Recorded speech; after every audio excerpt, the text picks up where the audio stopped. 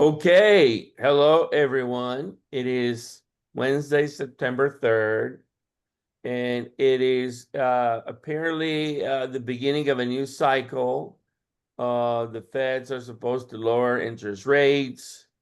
I just got elevated to senior member at IEEE after 30 years of work and not telling anybody about it. I decided, I need to tell my buddies at the IEEE what I'm doing, what I've been doing. So they said, "Oh my God, we need to elevate your membership level to senior." And then the next thing that comes is fellow.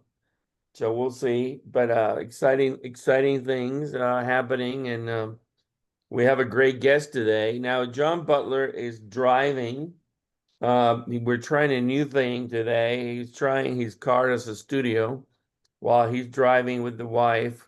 And he's not doesn't have a guitar either, so he claims that he wants to do a little intro a cappella. Johnny?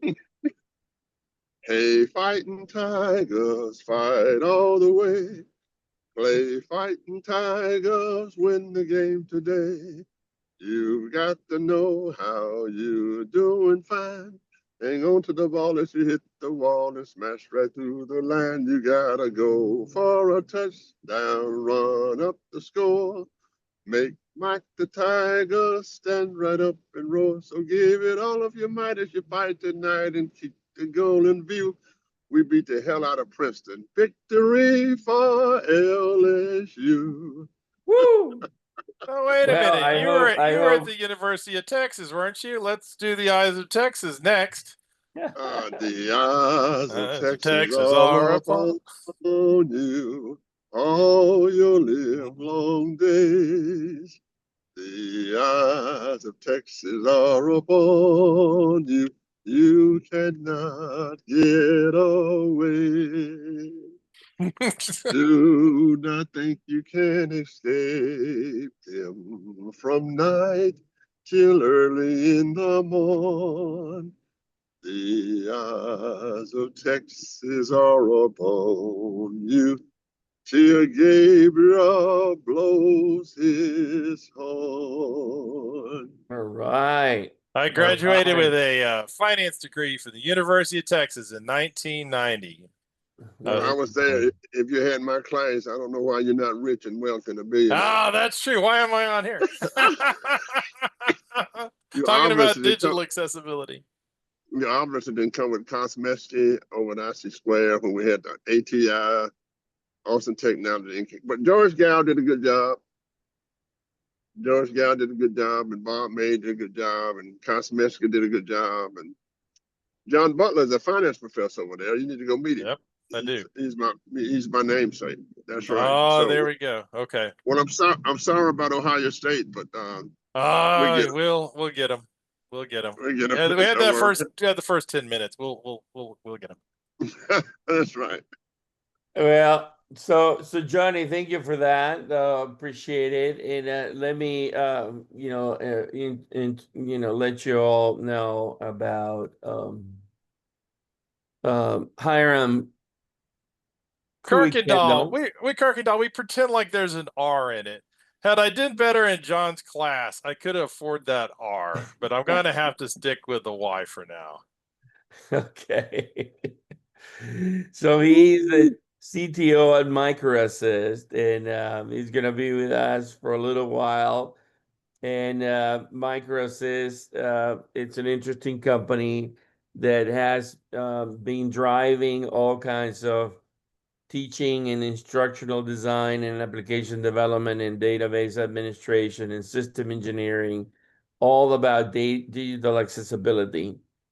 And that really means access to all the people that can use products digitally in services, obviously, including people with disabilities. But as I was discussing earlier, I use some of those features in my iPhone because they're really clever. The way they work with tapping this or tapping that, or the haptic thing or whatever it is. And I think that, all that technology evolution eventually all it's a hybrid comes into play into where we're heading with robots and AI holograms and virtual this and virtual that. So Hiram, welcome to the program. Thank you. Appreciate it. Looking forward to being here. Should be an Absolutely. interesting conversation. We've already had several interesting conversations. Yeah, Keep the yeah. ball rolling. Absolutely. It's always good. I think the most interesting thing that people are not talking about, the interest rates are going to fall pretty soon. Oh, we did I that was one. talking about a good friend of mine, Richard. He's in Florida now, and I think when the interest rates fall, everything's going to really take off. I think that's going to be in September. I think that what has happening, the kids coming out of college now, they usually went into, of course, entry-level jobs, and those entry-level jobs are the jobs that's more likely to be taken by AI. Gathering material, research material, whether it's law, whether it's engineering, whatever have you. So I think that's very interesting. And of course, I've been keeping an eye on the Chinese satellite and what it is doing to our towers.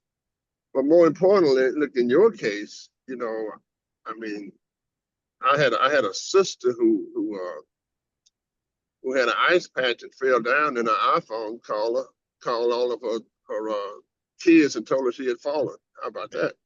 Yeah. And I mean, and then of course, my big question to you, I'm waiting on, is the interaction with dogs. I mean, there are dogs who can.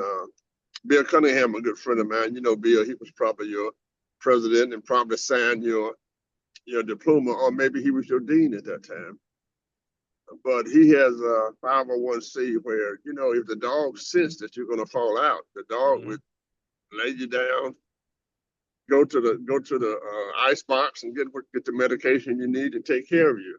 So it's just service dogs are amazing, and that is, I think that's actually kind of one of the interesting things that AI is trying to do is to in many ways emulate what those dogs can do with training, to sense where you are.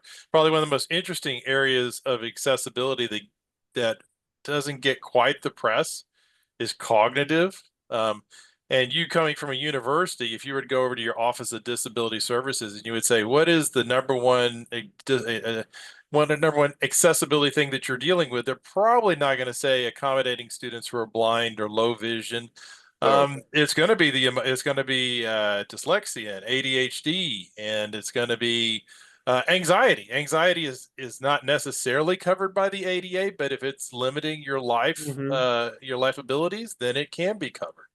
Right. And so if you go up and sign up for Chat GPT right now, I'm not promoting any particular AI, but you sign up for Chat GPT, it used to work just kind of like, okay, I'm like Google, put in something and I'll tell you what I know. Now it says, hey, do you want me to help you keep track of tasks? Make that easier for you.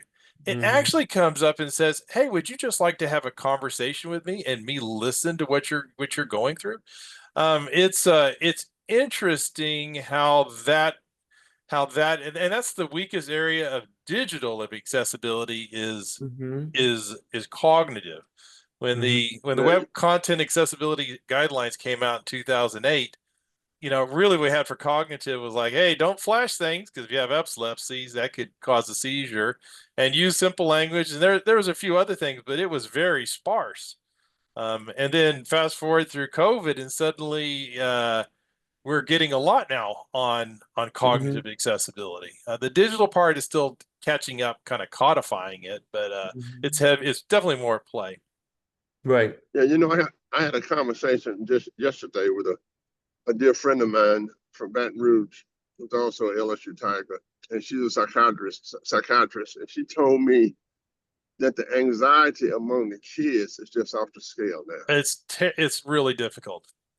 My kids are caught a little bit of that. I had some, they were going through college during COVID, and the isolation. It was actually a very traumatic time, and they were older. So I mean, they were freshmen and sophomore and senior in college. Well, I really saw that for Combs doing when we went back. And what happened was that the kids asked me to go back. We had two kids to commit suicide at Combs, and you probably heard about that. And the kids literally I could look out in there, look at their teeth and look at their eyes. And one finally stood up and said, Professor Butler, can we do our presentations online? And I find that interesting because, you know, I'm a decorated Vietnam veteran and really didn't have any issues with anxiety. As we said in the old days, where I had it, but my dad had beat it out of me. Yeah. But Yeah, we're all you kind of remember from the those same days? generation. Yeah. But you know, and my doctor said, "Well, have you ever had any issues with anxiety?" And I said, "No." And then I think if I talked to him, I had some issues with anxiety, so he gave me some pills to take just in case because I don't take them. You know, I play guitar and I try not to take them and run, but I want to talk about the interaction of the new technology, the iPhone, and how that can really help the conversation with anxiety and dyslexia. And by the time I'm guessing this, by the time I at McCombs, I would have at least 5 to 10 students. I had to, you know, send into disability office, and they had to take maybe the exam for 2 hours rather than Yes. 1 hour. And I thought that was amazing, and you could just see the increase in the numbers there. And that is a real change. So now we're a little bit off disabilities and a little bit off onto history, but you know, as my parents, you know, just past World War II, but they were, you know, farmers, and you know, they came from the farm, or they were, you know, my dad was a city boy, and you know, when I got to UT, and for orientation, they said, look to your left, look to your right. Only one of the three of you is going to be here. Oops, something. I get an echo now. But only one of the three is going to be here, and that has changed so much now. Yeah. You know, and now that we're more concerned about children, you know, learning, young adults learning and being successful. So I think it's a positive change. So how is AI, if anything, impacting the space or helping out, or what's going on? What kind of new products or ideas, or what do you see happening? Well, I'll tell you the one that we're working on. I was going to start slower than that, but you just want to jump into the pool with the heavy brick. So one Oh of yeah, the challenges, uh, public sector, actually everybody's supposed to have it, but public sector has in buying digital technologies Mm-hmm. is they have to get what's called credible evidence during the procurement. And the credible evidence is something like a voluntary product accessibility template. So imagine that you're going to sell me your digital product. It's a mobile app, it's a website, right? Mm-hmm. I'm the University of Texas. Oh my gosh, they're going to get a lot of press on this one. I'm the University of Texas. I can't just buy your product. I need to know, especially if it's for students, I need to know, does it have any limitations? And I need to plan for those limitations. So if a blind student is going to use this, or somebody with a mobility impairment is going to use it, I need to know what the limitations are. So we have this thing called a VPAD, and it is horrendous to read. We use something called the Web Content Accessibility Guidelines, and we have put them in there, and it's a principle driven, I'll call it a standard. It's actually a guideline. It's a standard, and um, it is tedious to go through. It is hard to make decisions. There's not a lot of people that want to do it, and so public institutions historically have asked for the VPAT because it was kind of required, and then they didn't do anything with it. And Mm-hmm. now there's been some changes. So Title II of the Americans with Disability Act says, hey, by April 24th, 2026, you can only buy WCAG, Web Content Accessibility Guidelines 2.1 level AA certified, or products, not certified, products, you know, compliant products.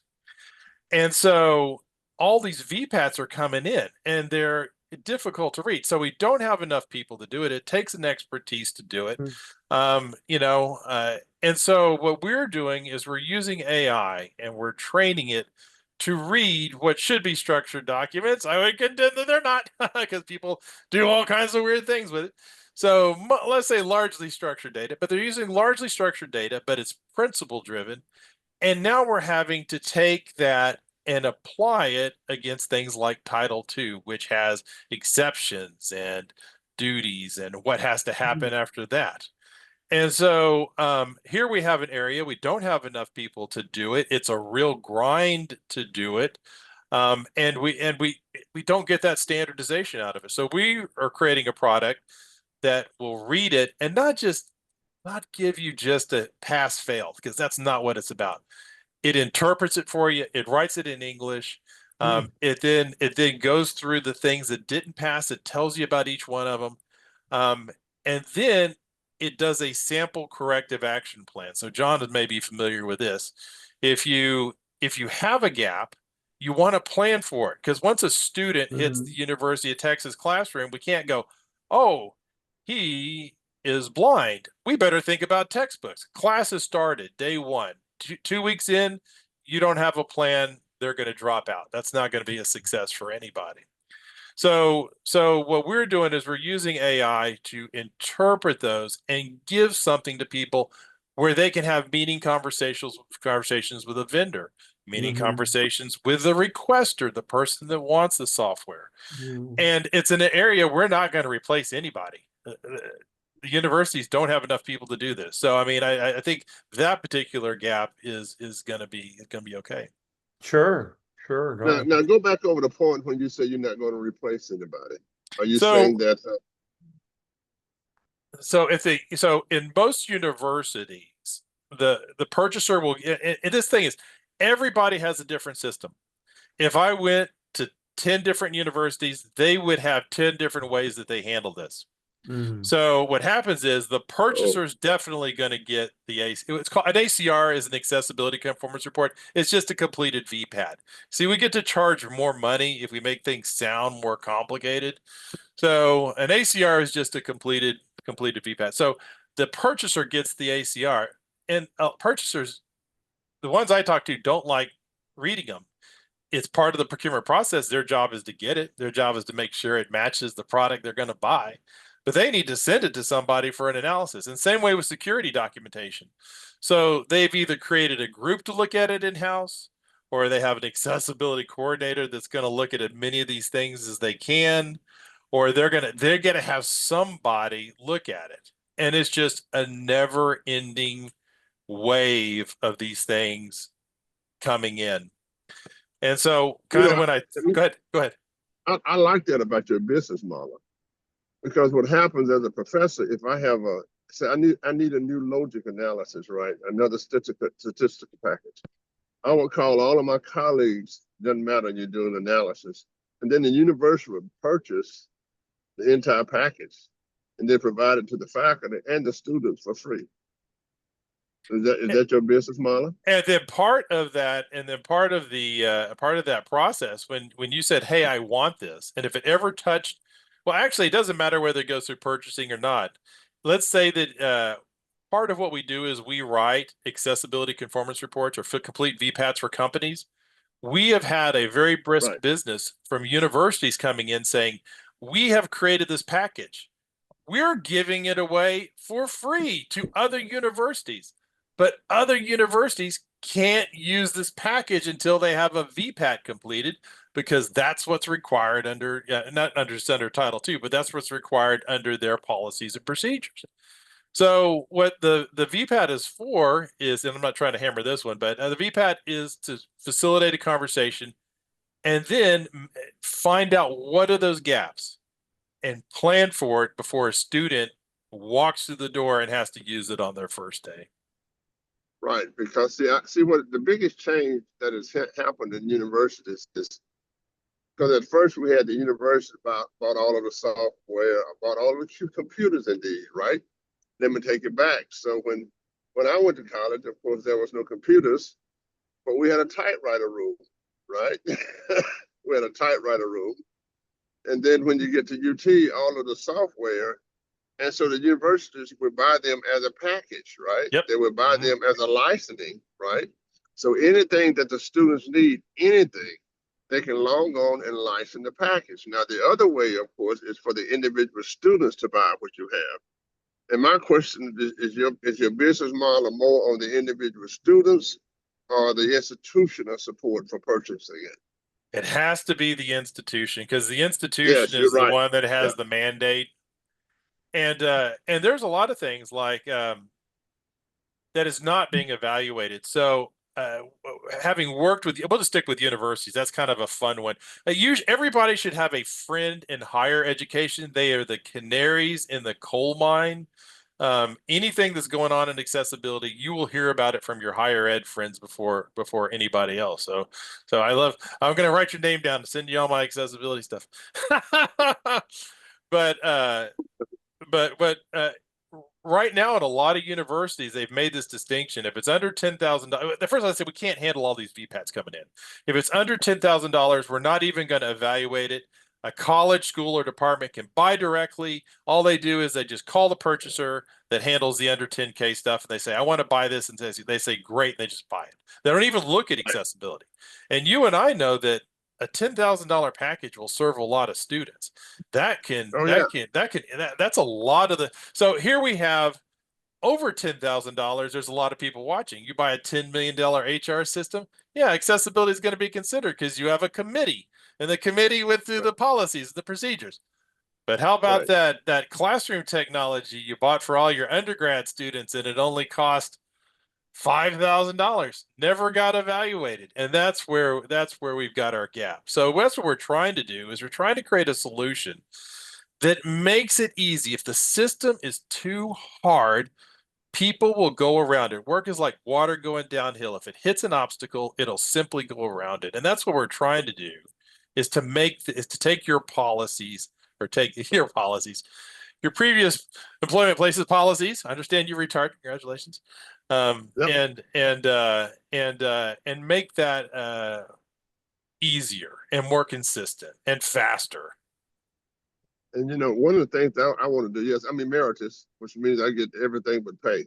I can do all the research I want. I can have an office. But one thing I always wanted to do with universities with this, and Harvard did this, and we started with email. I wanted you to maintain your UT@UT.Texas all of your life. Oh, that'd be Completely nice. all of your life, right? I'd love that. I call that continuous learning. Okay. And also, of course, for the university to fundraise, because nobody can beg like the university. I just got robbed by LSU again last week. So what do you think if those kind of programs, once they graduate, they give an option to remain with you, and you create a situation, another company that would pick up what the university was going to do? Oh, Are you I love following? that. I love any continue. I love to keep connected with UT, but that can be kind of a hard thing to do. They will take large quantities of money from you. But something like that, where I get to keep my University of Texas email address. By the way, I did not have a University of Texas email address. We did not have email. We were banging rocks together. Yeah, I know, Although, but Harvard does that. yeah, You do they always really? Harvard, yes, at UT, and there's no reason why we cannot do it with all the servers that you had. But the big thing about it is this: I think you can set up a company that provides your services for whether it's IBM or a Dell or whoever have you, right? But then when they leave, the biggest thing that people have now, since I'm emeritus, I'm already part of the university. I mean, I have everything, but because I was a research university, a university professor, right? But can you imagine that when you finish UT and all of a sudden you can't go back to the library online? All of a sudden you cannot get the disability information that you need online. All of a sudden, wouldn't it be great? And I've said this for years, if we can continue those services and let the university interact or partner with a company with utexas.edu that's still there. And that'll do two things. First of all, you won't feel lost coming out of school, right? And then second of all, we have a way to keep tabs of you, so when you make a lot of money, we can rob you. Because I Well, know you're gonna fund the John Sibley Butler Chair at the Macomb School of Business and the College of Liberal Arts. I know you're gonna do that when you hit it big. But I think well, seriously, I really believe that the university experience is so great to me. I mean, it was just and the services are so wonderful. The services are just off the scale. When the student leaves, right? Of course, we concentrate on placement, but the things that made the university great, right? And by the way, we do it in athletics. Why can't we do it in other places? I mean, when Well, you graduated, yeah, go ahead. well, one of the interesting things is that the number of baby boomers retiring is like 10,000 baby boomers a day are going to be retiring till like 2030, and so that is so you have a population that you can communicate with that has needs, and Right. they have learning needs. I mean, just now I'm Gen X. I'm 1 year past it, but not really all that difference. But this whole how do you at the browsers, how do you magnify your browsers? There's a lot of really good accessibility things that can enhance your experience on a computer, and nobody knows about it. So like, not quite continuing services. I mean, I can see that, we all have needs, and the lines are moving really rapidly. Like when I started back in 1998, we were trying to get JAWS to communicate with Authorware, which is a e-learning tool. I mean, we were banging rocks together. 2008, suddenly we got the Web Content Accessibility Guidelines. It's a standard, and suddenly we kind of understood how to evaluate for vision and hearing and mobility and cognitive. And then in 2015 we got Amazon Echoes, and so we realized, oh, vocalization is a thing. And then when COVID hit, that really drove home the cognitive need. So it's interesting, in the accessibility world, we don't have it nailed down. Every gap in ability is an accessibility need. I can't spell lavender. I don't know why, but if I'm not qualified to wear, it's a gap in ability, right? So I can't work in the lavender shop because I can't tell you if it's got lavender in it or not. But I mean, it's interesting as the line moves, how technology can come in and augment some of this. And then especially at the universities who have these aging alumni, it really represents an opportunity to assist them. And like you said, increase the endowment maybe a little. Well, the biggest thing that I see is this, and I'm like a I'm a fourth generation college graduate. And actually, my entire life have either revolved around my grandparents' alma mater, my mother and father's alma mater, or my alma mater, or the University of Texas. Now, I'm going to tell you the biggest request that I get. Dr. Butler, I'm trying to learn about X, Y, and Z, but I have to pay for it, right? If I do it. Can you go on to your university account and print it out for me and send it to me? Now, let's extrapolate. Now let's extrapolate that to anxiety. Let's extrapolate that to having somebody to talk to, right? So I don't understand why the universities cannot partner. And remember that the university community is it's a small part of everybody. We need all kind of schools. Somebody asked me the other day, well, Dr. Butler, don't you think we need trade schools? I said, yeah, I think we should make Harvard a plumbing school and Yale an electrician schools. But I don't know why we can't take those things that, Austin is what it is because of university research. And why not create an interaction, partnership, so that when I graduate, right, it just take all of those great services that I had. And remember now, they still have to pay for it. Yeah. They still have to pay for it, right? Yeah. So that it is continuous, it's absolutely continuous learning. So that's a business model. I'm not going to charge you anything by $500 an hour. Only since you're a Longhorn. But I think it's those kind of things. Let's talk about the disability stuff. As you know better than me, the thing about disability is that there's a gap between, those who can pay and those who can't. It just is, right? It's just like everything is. And the question is, how good has the government done on the disability stuff? But I can tell you this, that organizations, whether it's a university, whether it's Dell Computers, whether it's anything that we get associated with that we have an email to, right? In large numbers, maybe have done a better job in terms of serving everyone. So when you get to that disability, and if you go back to the structural stuff, how long did it take people to put up, the disability so that people get into buildings, the structure stuff. How long did I tell you the universities 30 had years put it up? plus. Yeah, 30 years. But I think the universities had done a good job in doing that. There's something about universities, I think.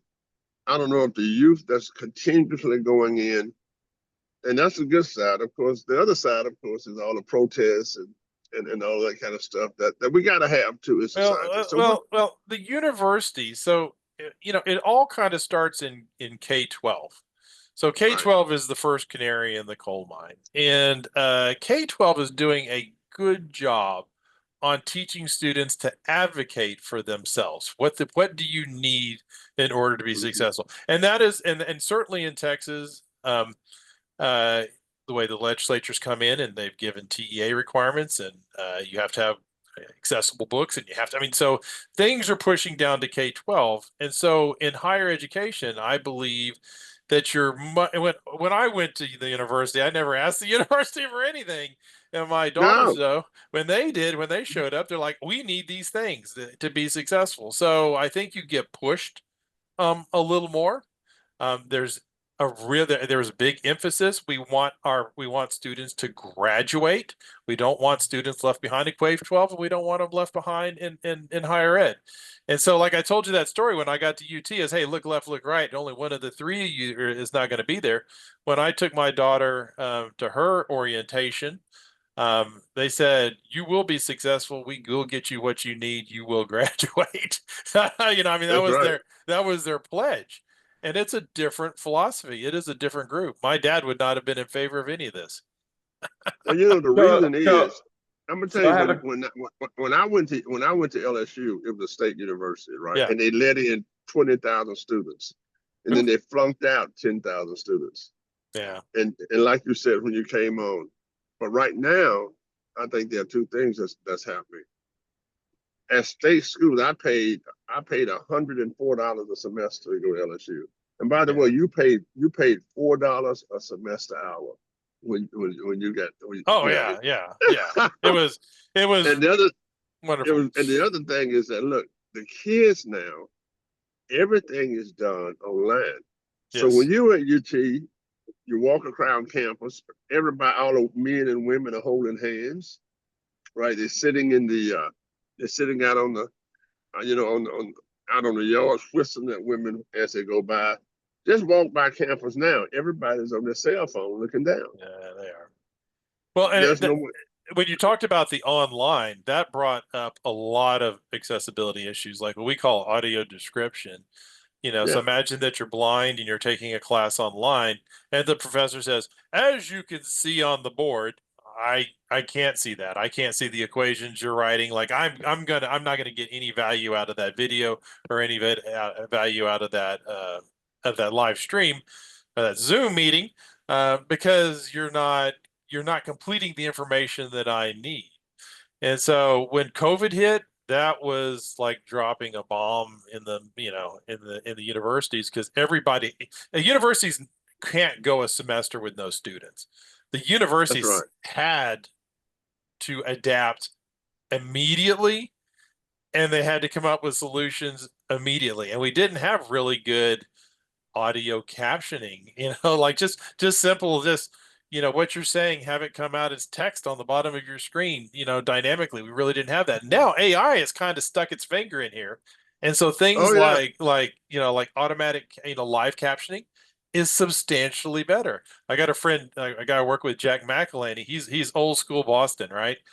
And the AI cannot understand a word he says. You either have too many R's or too few R's. I don't know what language this is, but it's not English.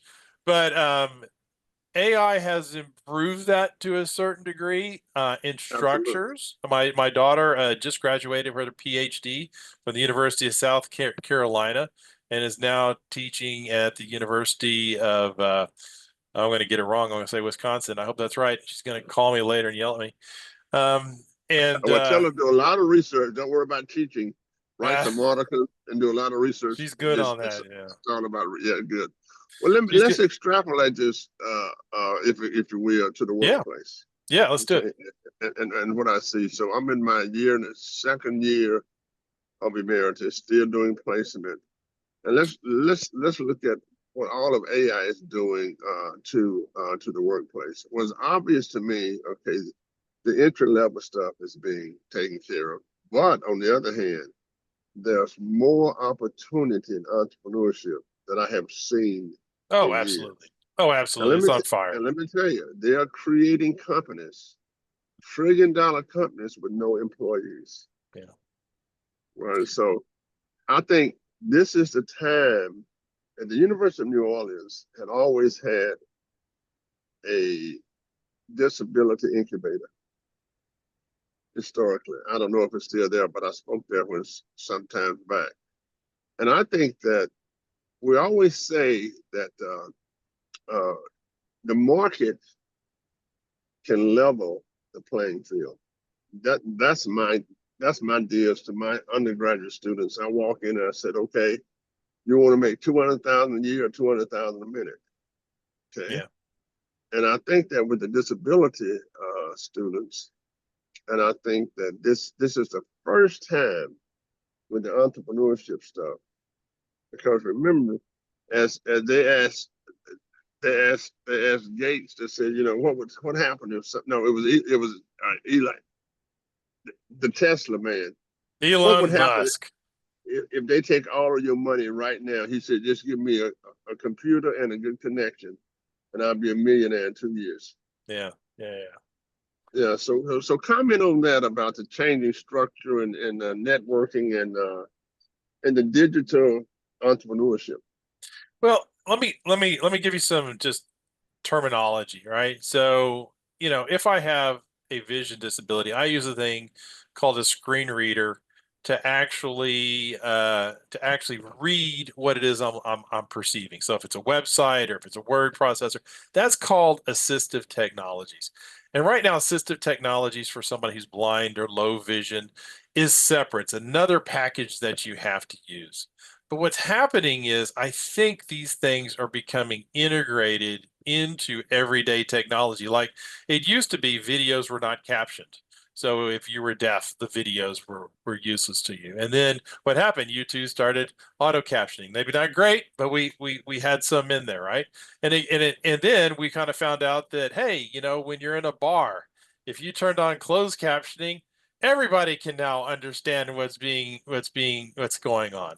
So Mhm. it's what starts out as this accessibility tool for an individual starts broadening out and everybody starts taking advantage of it. Mhm. So Mhm. I do use a screen reader, a thing that reads the screen to me every now and then just to read me a document. I'm just like, oh, just go play this in the background. I'll listen to it while I'm doing this. So that's kind of a nerdy thing to do. But the day's coming that all of these things that are specialized will start being built into our everyday technology. Just like right now, Absolutely. we can turn on the AI captioning for this podcast, and it won't give you just a transcription of what's being said right now. It'll send you a summary. Yeah. You know, Yeah. matter of Oh fact, yeah. I missed a meeting. I missed a meeting, and the AI that was listening sent me a summary of what was said in the meeting. I'm like, I'm never going to another meeting again. I'm going to skip all of them and just wait for the cliff notes. Yeah. Yeah. You know, for the old guys, when GPS first came out, we went to Radio Shack and bought one, Yep. right? And then all of a sudden, GPS was in automobiles. And then you remember when you bought your automobile, they had a place for your telephone, you know, Yeah. that you Oh could yeah. sit in there. All that's gone now. And all of a sudden, everything we need is in a cell phone. But Mhm. they all just started out separate, you know. Mhm. So GPS went from let me go buy one from the store, and so did your car phone, right? So I mean, I can remember automobiles I had that had a special place built in, car phones built in, right? Oh Why yeah. would you build a car phone? Mhm. And you can see it on airplanes also. You remember one of the great things that happened. Herb Kelleher was a good friend of mine, and they had a competitor. And that competitor put a dashboard behind every seat on the airplane. Every seat on the airplane, it was JetBlue. You remember JetBlue came out of Herb Kelleher, and Herb Kelleher said, "Well, don't worry, we just have it so that everybody can use their own screens in the future. We're not going to spend any money like Yeah. that." Well, So Right. technology has a way of getting into the things that we know, and it's in the eyeglasses now, well, right? let me ask you, have you, I love antique shopping and everything's written in like 2-point font on the back of whatever you're trying to see. And I use my phone to use a camera and I increase the magnification Yep. to see Yep. it. Yeah. Yeah, That's assistive technology, right? So that Yeah. is something that I'm benefiting from. That wasn't the intended use. It was there to take a picture. It wasn't there for me Right. right. to supplement my vision. Yeah. Yeah. Yeah. Yeah. And as us baby boomers, as we tell all of y'all, we created it all. So my You cr- grandson said, "Granddaddy, you want me to help you with that?" I said, "My generation created this. Been doing this for years and years." ARPANET, baby.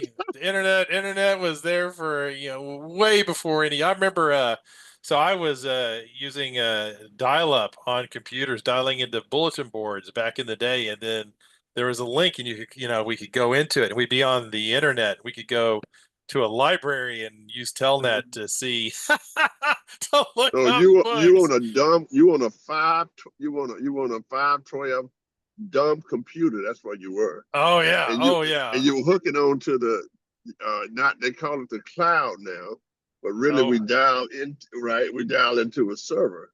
yeah. But right now, I was telling Andreas, we have now, and this is my last question I want to ask you. Sure. Although I'm taking a good buddy's time. You know, we have changed completely capitalism. I mean, I studied capitalism. My father studied capitalism, and we are under now cloud capitalism. And I'm gonna tell you what it's making you. Sociologically, it's training you how to go to your device, upload everything for free. You're not getting paid. You're not getting paid at all, right? And by the way, if you want a service, if you want to open up your PDF, you might have to pay a cloud for you to do that, right? So what has happened is our entire economy now in America, for example, it's not based on manufacturing anymore. No, yeah. It's based on internet. And all of the capitalism have moved to a cloud. Now I'm gonna tell you one thing, and then I'm gonna let Andreas have it. You got screw your wig on tight, screw your hair on tight, because I'm gonna tell you this. They have turned an automobile into a simple cell phone, Yep. right? Into an iPad. So when Andreas goes out to his car to turn his music on, they're gonna say, "Well, have you paid for that in the cloud?" If you want to have a certain kind of technique, on your automobile, you're going to have to go online and pay for it $10 a month just to listen to your radio in the future. Oh, they are definitely making everything per drink. You can, like Tesla's a Right, good example of that. You can pay to right. have a self-driving module. You can pay to, I mean, they've monetized and everything in the cloud as a company that builds things in the cloud, everything is per drink on the backside. Right. There ain't anything Everything. for I free. mean, a Tesla is just an iTablet with wheels. Well, And what has happened is this is why I see I'm on the CNBC emerging technologies. I can build a company now with no employees, zero, Yeah. nano. Okay, and I think what this is a time and period where we really need thinkers. We need to go back to the core discipline of mathematics, the core discipline of philosophy, the core disciplines of psychology, the core discipline of engineering. Because remember, the business school, we imported everything, right? Except accounting. Remember, finance came from economics, yeah. right? Management came from psychology and sociology. MIS came from computer science. But we are going beyond the idea of just trades in college now. It has to go back to that original engineer who said, let's just solve a problem. Because AI, remember, if you ask the wrong question, it doesn't Oh, mean anything. yeah. Well, So there's the prompt It's engineering. garbage in and garbage out. You gotta have theory of how your business works. If not, you're still Let, lost. let me jump in. Let me jump in. So Hiram, we talked about assistive technologies like screen readers, and there are other things like braille displays, or Closed we talked captions. about the screen magnifier with the phone camera phone. We talked about maybe speech recognition software, and all kinds of alternative keyboard eye tracking. Seems to be like the UI of the future is voice. And that's where it's heading with, Cortana or Alexa or Siri or whatever. And anything in innovation and assistive technologies that we haven't covered that you can think of. There are other things like, automated checkers or color contrast analyzers or color simulators or, other things. But is there anything new that is coming up that we haven't talked about or?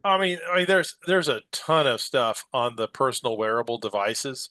Mm-hmm. It's not quite here yet. And this has been several years ago. We looked at Orca glasses. We did a job for a large company that brings things to your house continuously. Mm-hmm. And what they wanted to do was they wanted to know, could somebody blind work on a line processing packages? Oh, And wow. so what these glasses do, there's two kinds. There's let's just say there's some with AI built in. There's actually humans on the other side of other ones. And it was amazing even back then, the rudimentary pattern recognition, and it could Mhm. do things that humans can do. It could read a barcode. Right. Like I can't read a barcode. But these glasses though were specifically for somebody who is blind. Mm-hmm. And they have some that literally there's a human interpreter. So if you were going to go walk and Mm-hmm. I got your cane and you had your dog and you set off out the door, they could actually tell you up ahead there's an intersection. Watch out, there's a curb. They Right. could actually voice it there. Mm-hmm. Very soon, all of our glasses are going to have amazing capabilities. Not that this early technology that was aimed at a limited group is going Mm-hmm. to expand, and we're all going to have kind of the Google glasses, Mm-hmm. just wearable tech, and it's going to be, like John was saying, the AI, originally it was like at a high school level, and then it was at a undergraduate level and a master's level, and now they're claiming that the new versions of AI are going to be at a PhD level. So not Right. only are we going to have instant access to information, but we're going to have instant accesses to things that can digest that information, whether it's pattern Absolutely. recognition, voice recognition. The holy grail is The one whole day. the whole thing about translating multiple languages simultaneously. I And mean, that's here. That's here. I mean, I right. went to Paris and I used my phone. I didn't have anything fancy. I didn't get the ear things. Mm-hmm. Perfect translations. Right. I was able to get by. I can only Yeah. imagine what, when we have these headphones in and it's translating what a person's saying in real time, and Mhm. I will never be able to Brother, speak it back. Brother Kuykendall, I'm sorry you didn't call me. You parles beaucoup le français. Parce que my grandma is français. My grandmother not français. But let me tell you the most interesting thing I've seen. Johnny, your camera is off. Uh-oh, look, it is? Why my camera's Yeah. off? Yeah. I don't know why my camera. Okay, let me tell you the most interesting thing that I have seen. Uh-huh. I'm working with a guy now from Boston. Are you ready for this? Sure. It is a military boot that will alert people if they were to step on a mine. No way. Alert. Yes, yes. And as a decorated Vietnam veteran, and by the way, a helicopter guy, that's all we saw with traumatic amputations. But this stuff is becoming so interesting. And what happens is the military person that's on patrol, that make mines obsolete. It makes those things that really, really took us out obsolete. But let me tell you, that also goes to disabilities. Hmm. Mm. You will have shoes now. You will have smart shoes, right? That would tell you when your leg is getting tired, or indeed telling you when you might step in a hole, or Mm. indeed telling you when you might trip over something. But the most dynamic thing that I saw was a military boot, the guy from Boston, and it is designed to alert the firefighter, to alert the firefighter of any danger that's around he or she while they are walking on patrol. Can Yeah. you imagine that? The Can you the imagine? drone technology is also just amazing. Yeah. And the reason we got to play with some of that is the drones are flown by people that have to have good vision and good mobility. I mean, that's just required by the FAA for these commercial grade drones. But the analysis packages in the back and all these other things can be done by a wider audience. And so, I'll just throw in a slippery slope slippery slope, watch out. So many times when we're dealing with a company, they say a person with a disability can't do this one job. So let's say it's a healthcare worker, and you're going to have to go into a person's home and evaluate the safety for the children and the well-being of everybody. You're going to have good mobility and cognition, and you're going to have to be going. So we're going to make a training package for these people, right? So we don't really need to consider accessibility because these people are not going to have any disabilities. Yeah, what about their boss? What about the people, other people that are tangent to it? I did this one project where, they said we don't have to worry about accessibility. Healthcare workers, they have to have good cognition, all this other stuff. We don't need to worry about accessibility.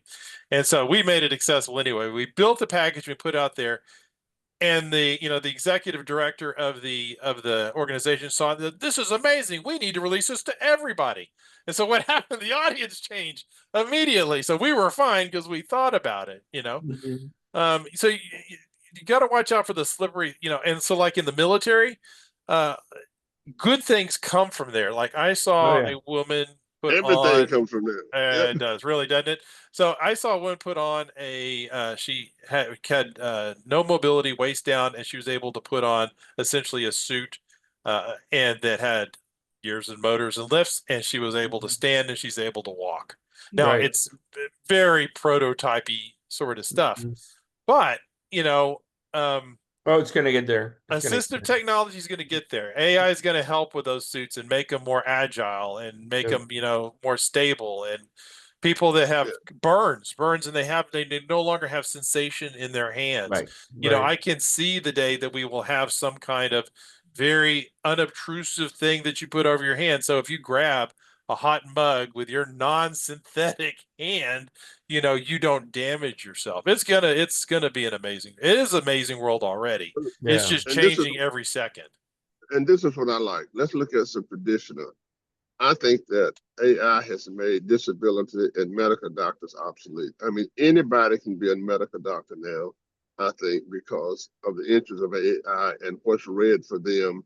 And given that the fact that just take a blind person, right? They might be more sensitive when they examine the patient, right? But the most important thing now is the AI that allows your hand to interact with the body to know exactly what you're feeling. So what that does, that brings anybody into the medical field. And let's remember this, we've always said that the pilot in the future, right? You will have one person in the cockpit and a dog to bite that person if it touches the cockpit. Now, we can have accustomed to all of this. And if you look at what the Chinese done, have y'all seen the stuff where you can sit down, you can get out of your wheelchair and just walk around? It's going to open up so many jobs, and Sure. disability would blend into the regular workforce. And my grandkids and your grandkids will not even call it a disability. That's exactly right. I mean, that's the hope, right? That is the hope Yeah. that it all becomes invisible. Hey, one last thing on the whole AI thing. My kind of line right now is you can delegate responsibility but not authority. And so where I'm liking AI right now at this point in time is to have it do heavy lifting, repetitive tasks, and decision support, but not make the decision. Um, It's I'm done. I'm seeing AI make decisions in hiring, and that like to screen candidates because there's so many candidates. You put out an ad and you get so many that it's hard to filter through them, and then they're getting AIs that will actually hold a Zoom interview, a face-to-face interview, and it makes decisions. And that causes me some concern. It's a gap. I don't know. It's not my field of Sure. expertise. We're just having a conversation, right? Yeah. But AI should right now should support the decision making process. I'm not a big fan of it making the decision. The Yeah. software that we're developing to look at a VPAT doesn't tell. It's not a litmus test. Sure. Pass, don't pass. It gives you the information that you can decide what is my next step, and then it can help with that next step. It can Yeah. have a Yeah. I'm corrective looking. I'm action looking plan. at the time. Tell me what's next for you in the next 6 months. Any activities, events, trade shows? What's going on the next 6 months? Oh gosh, I'm doing a tech lunch tomorrow in Austin, Texas. There's the governor's committee on people with disabilities Mhm. brings people in to kind of talk on topics, and so we're literally going to talk about AI and procurement tomorrow. So it'll be a snoozer for everybody that doesn't like policies and procedures. Before Uh, before All I right. go, before I sing, Final thoughts, finally, Johnny. well, I want you to think that this is just a question I want you to think about. Think about the AI women that they're building in Japan. I don't want you to comment it. I want you to just think about it before I go into my rendition of my next school a cappella style, Okay. which is my PhD alma mater. all right. Let's So, go. we Oh, already saw that the movies have already covered this. There's a credit card slot. You run it through the. I mean, what was it? It was the one where all of the women had been robotized, and you could take the credit card, yes. you stuck it in their mouth, and it Yeah. came out and gave you a receipt and everything. So, Okay. Well, I'll take us away a cappella to my PhD alma mater. Do Go, it. Let's do you it. Tigers. northwest, go, you northwestern, break right through that line. With our colors flying, we will cheer you all the time. Rock, rock, rock, go, you northwestern, fight for victory. Spread for the fame of our fair name. Go Northwestern will win this game. Now I Woo. said that because they went down to play Tulane, and Tulane treated them bad. The yeah. city of my birth. But go Cats. Okay. All right. My wife also finished from Northwestern, and that's how we were to root for them too. Now Andreas went to that school up in Kansas. They only have a basketball team. They used to have a basketball team. I don't know what they are now. I think you just dissed you, man. I think you We'll did. see you guys. Thank you, Hiram. Okay. We'll follow up. We'll keep in touch. Okay. Take care. Bye bye. Bye, guys. Bye. Bye bye.